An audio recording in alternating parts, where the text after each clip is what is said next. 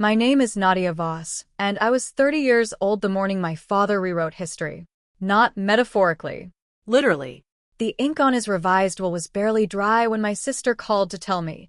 Not to comfort me, not to explain, just to inform me. The way you'd inform a neighbor that the parking spot they'd been using was never really theirs. She said, "Dad made his decision, Nadia. You're too emotional for this kind of responsibility." His words, not mine. I didn't argue. I sat at my kitchen table in Portland with a cup of coffee going cold in front of me, and I thought about a metal box my father kept in the top shelf of his study closet, the one he'd shown me once, when I was 19, and told me never to mention to anyone. I hadn't. For 11 years, I hadn't said a word about it. What was in that box would eventually be read aloud in a room full of people who had already decided I didn't matter. And when it was, not one of them would be able to look at me. Welcome back to channel, where quiet people let the paperwork do the shouting. If this is your first time here, hit subscribe, and if you've ever been written off by the people who are supposed to know you best, drop a comment below. I read every one. There are families that say everything out loud, every grievance aired at the dinner table, every comparison made in front of whoever is standing closest. And then there are families like mine, where the preferences are never stated directly, only demonstrated year after year, in the small logistical decisions that eventually add up to a life. My father never said he preferred my sister. He just paid for her graduate school and called it an investment. He never said I was the difficult one. He just stopped asking me about my work sometime around the year I turned 24, right around the time my consulting business started doing well enough that I didn't need to ask him for anything. I used to think that was a coincidence. I don't anymore. My name is Nadia Voss. I grew up in a mid-sized city in Oregon, the second of two daughters, with a father named Gerald who had built a modest commercial real estate portfolio over 30 years of careful, unglamorous work, leased warehouse spaces, a strip of retail units on the east side of town, two small office buildings that were never glamorous but were always occupied. He was not rich in any way that looked like wealth from the outside. He drove the same truck for 12 years. He packed his own lunch until he was 64. But what he had built, quietly and without any announcement, was real. My sister Celeste is 4 years older than me. She is the kind of person who moves through rooms like she was expected, head up, voice ready, always slightly ahead of whatever the next thing is. She became a hospital administrator at 31. She is good at her job. I do not dispute that. What I dispute is the version of me she had been constructing in my father's ear for the better part of a decade. The version where I was scattered, where I was reactive, where I was the daughter who needed managing rather than the one who could be trusted with anything permanent. I am a logistics consultant.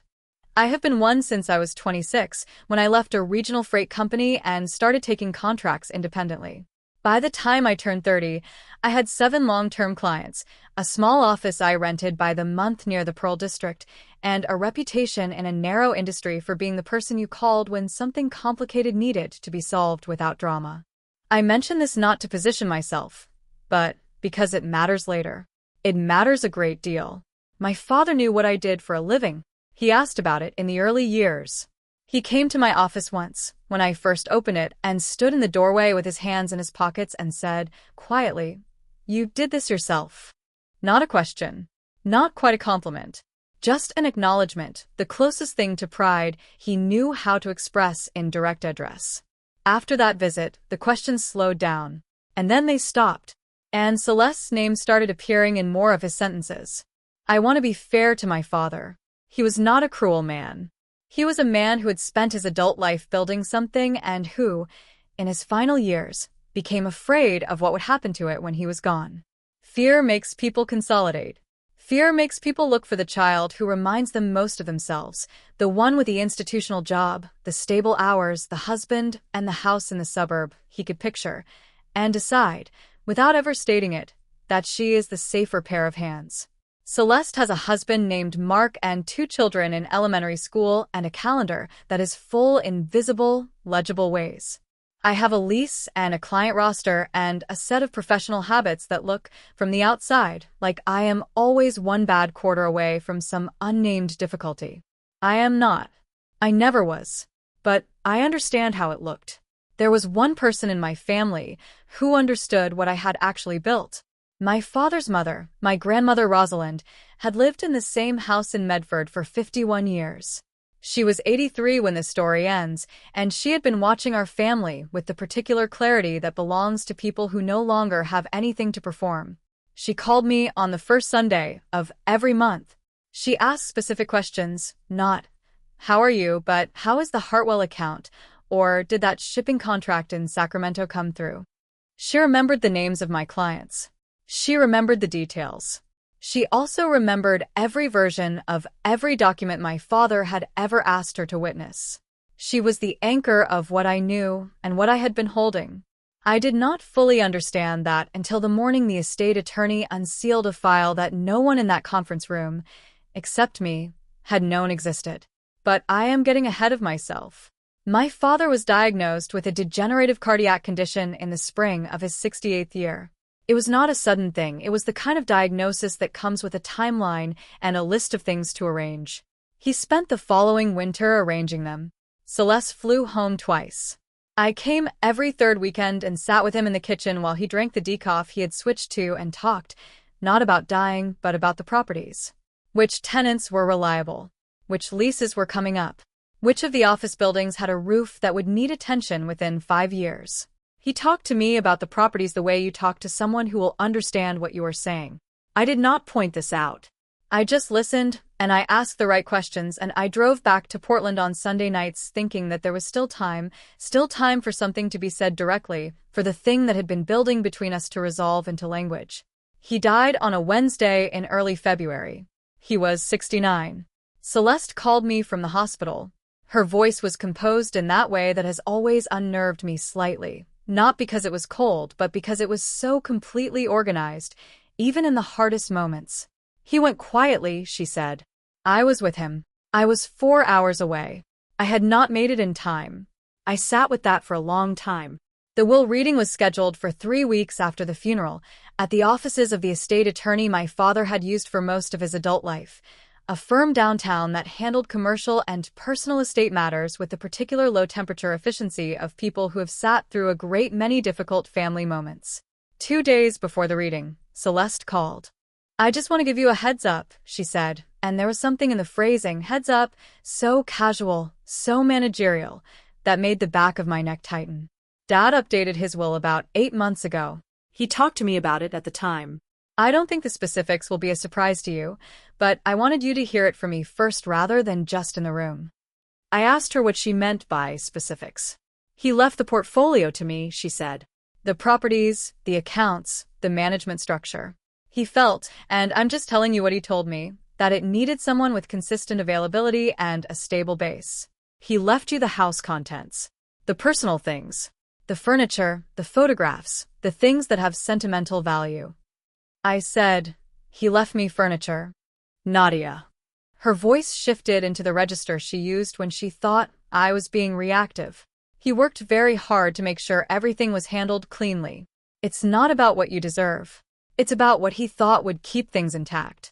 I said I understood, and I said goodbye, and I put the phone down on the counter and stood in my kitchen for a long time without moving. I did not call a lawyer. I did not call anyone. I went to my desk, opened the bottom drawer, and took out a photocopy I had made 11 years earlier of a document I had watched my father sign in my grandmother's living room in Medford on a Sunday afternoon in October, with 2 witnesses present, on a day when Celeste had been at a conference in Seattle and I had driven down alone to help Rosalind clear out her garage. My father had not explained why he was signing it that day. He had only said, as he folded his copy and put it in the metal box he'd brought with him, "This is the one that holds." And then he looked at me and said, "Don't bring it up. I'll handle when." He had not handled when.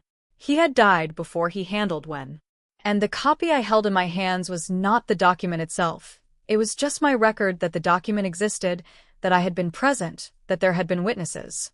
The document itself, I knew, was in a sealed file at the estate attorney's office. Filed there directly by my father, years before his death, with instructions that it be presented at the reading. Whether that would actually happen, whether it was still there, whether the instructions had been followed, I did not know. I had spent 11 years not knowing because my father had asked me to wait, and I had waited. I drove to the reading in my gray coat. I arrived 7 minutes early. The conference room held 8 people: the estate attorney, whose name was Margaret Solano, and her paralegal, my sister Celeste, and her husband Mark, my father's business partner of 22 years, a man named Douglas Chin, who had been named a secondary beneficiary of one of the commercial leases, my father's younger brother, my Uncle Pete, who had flown in from Phoenix, and me. Celeste had arranged the seating, not formally, but in the way she arranges everything, by arriving early and placing her folder at the head of the table nearest the attorney. Mark sat beside her. Pete took the chair by the window. Douglas sat across from them, quiet, watching the room the way someone watches a room when they are not sure what kind of scene it is going to become. I sat at the end nearest the door, which is where I had said I would sit. Margaret Solano reviewed the standard procedural items. She described the portfolio, the 4 commercial properties, the associated accounts, the total assessed value of the estate. The number she named was not large by any standard that would appear in news coverage. It was the number of a man who had been careful and consistent for 3 decades in a mid-sized market. It was real. It was enough to matter. She then read the will my father had executed 8 months before his death. It was, as Celeste had described it to me, straightforward. The commercial portfolio, the management entity, the primary accounts, to Celeste Voss Hartley in full. The personal property, the household contents, the vehicle, to me. There was a charitable bequest to a local land trust, modest and specific. Celeste did not smile. But something in her posture settled, the way a person settles when they have been waiting for a confirmation they were already sure of. Mark reached over and put his hand on her forearm. Pete nodded, once, slowly, looking at the table. Douglas Chin looked at me. Margaret Solano set down the document and said, "Before we proceed to the distribution schedule, I need to address a second item in this file." The room changed. Not loudly, not dramatically, but something shifted in the quality of the air, the way attention reorganizes itself when a procedural sentence turns out not to be procedural. Celeste said, "What second item?" Margaret Solano did not answer immediately. She reached into the file folder in front of her and withdrew a sealed envelope, cream-colored, letter-sized, with a notary stamp on the lower left corner that I recognized from 11 years ago, because I had stood in the room when that stamp was applied. She said, "Your father filed this document directly with this office in October, 11 years ago. The filing instructions specified that it be held sealed and presented at the first estate reading following his death, regardless of the content of any subsequently executed will." Celeste said, What does that mean, regardless of subsequently?" "It means," Margaret Solano said, not unkindly, "that this document was filed with the specific legal instruction that it take precedence in the event of a conflict with any later instrument, contingent on its own terms being met." "I haven't read it aloud yet." "I'm about to," Mark said. "Shouldn't we have a moment to?" "The filing instructions don't allow for a recess before the reading," Margaret Solano said. "Your father was very specific." She broke the seal. I watched Celeste's hands. They were folded on the table in front of her, and they were very still, and then, in the moment between when the seal broke and when Margaret Solano began to read, one of them moved. Just slightly. Just enough to press flat against the table, as if she needed to feel the surface. Something went still in the center of my chest. Not relief. Not satisfaction. Something quieter than either. The particular stillness of a person who has been holding something for a very long time and feels, for the first time, the weight of it beginning to shift. Douglas Chun had not moved. He was watching Margaret Solano with the focused attention of a man who understood that documents could reorganize rooms. Pete, by the window, had straightened up from his habitual slight lean. His hands were in his lap. Margaret Solano began to read. The document was a trust instrument. Not a codicil, not an amendment, a separate trust, executed and notarized in October, 11 years prior, established by my father under his full legal name, with my grandmother Rosalind named as the co-signatory witness alongside a notary from Medford whose stamp was still legible on the copy Margaret Solano held. The trust established a management and ownership structure for the commercial portfolio, all 4 properties, the entity that held them, the associated accounts, that predated the will by a decade. The trust, unlike the will, was irrevocable. The trust had not been superseded by the later will. Under its own terms, and under the terms of my father's filing instructions, it was the controlling instrument. The beneficiary named in the trust was me. Not in addition to Celeste. Not in a split arrangement. In full, with the specific language that the trust existed to ensure that the portfolio remained in the hands of the party best equipped by training, temperament, and demonstrated professional capacity to maintain its operational integrity, and that the trustee had determined, at the time of execution, that this party was his daughter Nadia. He had written it himself. My father, who never gave compliments in direct address, had written into a legal document that I was the one with the training, the temperament, and the demonstrated capacity. I had not known that language was in there. I had known the document existed. I had not known what it said. Margaret Solano read the full text, without stopping. Her voice was even, professional, calibrated. The voice of a person who understood that the document spoke for itself, and that her job was simply to deliver it clearly. When she finished, she set it on the table in front of her and looked up. The room was silent. Celeste's face had not crumpled. She is not a person who crumples. But there was something in it, something around the eyes and at the corners of her mouth, that I had never seen before. A kind of structural uncertainty, as if the room she was standing in had turned out to have different dimensions than the room she had planned for. Mark's hand was no longer on her forearm. He had pulled it back to his own side of the table. Pete, by the window, let out a long breath through his nose. Not hostile, just the breath of a man recalibrating. Douglas Chun, my father's business partner of 22 years, who had known my father longer than anyone else in that room, looked across the table at me for a moment. Then he nodded, once, with the specific gravity of a person confirming something they had long suspected. Celeste said, very quietly, "He never told me about a trust." Margaret Solano said, "He filed it with explicit instructions that it not be discussed prior to the reading. That was his direction." "But the will," Celeste started. "The will distributes personal property. The trust governs the portfolio. There is no conflict in terms of jurisdiction. Your father structured it this way deliberately." Mark began and then stopped. He had already, I understood, been making plans. There had already been conversations about the properties, about the management, about what the portfolio would look like under new direction. I did not know the details. I did not need to. Celeste looked at me across the table. I had not spoken since I arrived at the reading. I had not needed to. I met her eyes and held them, and I did not say anything, and I did not have to. My grandmother had been right. The paperwork does the shouting. The meeting adjourned without a distribution schedule being finalized. Margaret Solano's paralegal indicated that new documentation would need to be prepared, that the trust instrument would require its own administration process, and that all parties would be contacted within 10 business days. Celeste asked in the parking lot. She caught me at my car before I could leave, whether we could talk. Her voice had lost the organized quality it usually carried. It was not broken, but it was unsteady, in a way I had not heard from her since we were teenagers. I said, "I think we should let Margaret's office handle the next steps." "Nadia." She stopped. She pressed her lips together. "I've already started talking to a property manager. Mark and I have been planning around this for 6 months." I said, "I know." She said, "Did you know about the trust the whole time?" I said, "I knew a document existed. I didn't know what it said." She was quiet for a moment. Then, "Why didn't you say something?" "Because Dad asked me not to." She didn't have an answer for that.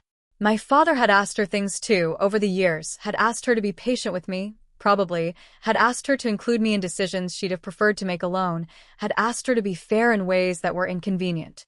She had tried, in her way. She had also spent the better part of a decade making sure he saw her as the practical one. I got in my car. I drove home. I stopped at a grocery near my apartment and bought the things I'd been meaning to buy for a week: olive oil, pasta, 2 lemons, a bunch of parsley, and I stood in my kitchen at 7 in the evening and made myself dinner. My phone had 11 messages by the time I sat down to eat. 3 were from Celeste. 2 were from Mark. One was from my Uncle Pete, which surprised me. Pete, who, it turned out, had known about the trust's existence but not its contents, because my father had mentioned it to him in passing years ago, and Pete had assumed it was minor. He was calling to say he was sorry for how the day had gone, and that he hoped we could find a way through it, and that if I needed anything he was available. I called Pete back the next day. We had a conversation that lasted 40 minutes. It was the longest real conversation I had had with him in 10 years. The call from Douglas Chun came on the third day. He did not reference the reading directly. He said, "Your father used to say that the person who can wait the longest wins." I always thought he was talking about lease negotiations.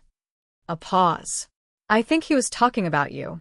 Douglas and I met for coffee the following week. He walked me through the portfolio the way my father used to walk me through it on those kitchen table weekends. Which tenants were reliable, which leases were coming up, which roof was going to need attention. He had been managing the day-to-day for the past several months, holding it together in the expectation that a transition was coming. The transition had just turned out to be a different transition than the one he'd expected. He did not seem troubled by this. If anything, he seemed relieved. The formal administration process took 11 weeks. Celeste retained a lawyer for the first 3 of those weeks, and I understand there was a review of the trust's validity, its irrevocability, the filing instructions, the question of whether my father had been under undue influence at the time of execution, which was a line of inquiry that did not survive contact with the notarial record or with my grandmother's recollection, both of which were clear and consistent. The review was withdrawn. The portfolio transferred into the trust's administrative structure with me as the named beneficiary. My name appeared on the entity documents. My name appeared on the management records. Celeste and I did not speak during the administration period. That was her choice, and I respected it. 6 weeks after the transfer was finalized, she called. She did not apologize directly. Celeste does not do direct apologies. She does a kind of structured acknowledgement, a reckoning delivered in the careful language of someone who has thought about what she can and cannot concede. She said that she had processed things. She said that she understood our father had made a deliberate decision. She said that the way she had handled the call, the night before the reading, the heads-up call, the one where she'd told me I was getting furniture, she said she wished she had handled that differently. I said, "I know you were working with what you had." She said, "I should have asked more questions about what he'd actually said to you over the years." I said, "Maybe." There was a pause. She said, "Are you going to keep the properties?" I said, "Yes." Another pause. Then, "Douglas says you already have a plan for the East Side retail. He talks to you? He's been our family's partner for 22 years. He talks to everyone." The faintest edge of something, not hostility, but the habit of it. Then softer. "Is it a good plan?" I said, "It's practical." She made a small sound that was almost a laugh. The first one I had heard from her in months. "We are not repaired." I want to be honest about that. There are things that were said, things that were arranged, plans that were built around an assumption that I had been counted out, that do not disappear because a document was read aloud in a conference room. Celeste and I are in the early, careful work of figuring out what we are to each other now that the version of our family she had constructed and the version my father had quietly ensured are the same version. It is slow work. It is necessary work. I go to Medford once a month now. I sit with my grandmother Rosalind in her kitchen and we drink tea, and she tells me things about my father that I hadn't known, small things, logistical things, the kinds of things he apparently only said to her. She told me, 2 months after the reading, that he had updated his will 8 months before his death, not because he had changed his mind about me, but because he had been afraid the trust would be challenged, and the will was a distraction, something for the challenge to focus on while the trust remained sealed and untouched. She said it as if it were obvious, as if the whole architecture of it were simply the natural behavior of a careful man who wanted to make sure the right thing held. I drove home from Medford that evening and sat with that for a long time. I do not know whether I would have designed it the way he did. I do not know whether the years of watching Celeste get the visible acknowledgement, of fielding the furniture speech, of attending the funeral and driving back alone, whether any of that was necessary, or whether it was simply the cost of a plan I hadn't been told I was part of. What I know is that my father understood what I had built. He wrote it down. He had it notarized. He filed it with instructions and he sealed it and he trusted me to wait. I waited. My grandmother has a saying she uses for the moments when patience finally pays out into something real. She says, "The tree that bends the most in the storm is the one still standing in the morning." I used to think that was about endurance, about surviving hard things without breaking. I think now it is also about roots, about the depth of what you have built below the surface in the years when nobody was watching, in the work that doesn't look like anything from the outside but turns out to be the part that holds. My father built quietly for 30 years. I have been building quietly for 10. The portfolios are different. His was in brick and leases. Mine is in relationships and contracts and a reputation for getting complicated things done without drama. But the principle is the same. You don't have to be loud. You have to be there, and you have to be ready, and you have to be the person the document names when the document is finally read. That's my story. A metal box on a closet shelf, a notary stamp from 11 years ago, and a daughter who learned to wait. Here's what I want to ask you, and I want you to think about it honestly. If you had known, the way I knew, that a document existed that could change everything, but the person you trusted had asked you to stay quiet and let it unfold in its own time, would you have waited the full 11 years? Or would there have been a moment, a specific moment, maybe the furniture speech, maybe the parking lot, maybe somewhere in between, where you would have said something? Drop your answer in the comments. Drop a comment, hit subscribe, and I'll see you in the next one.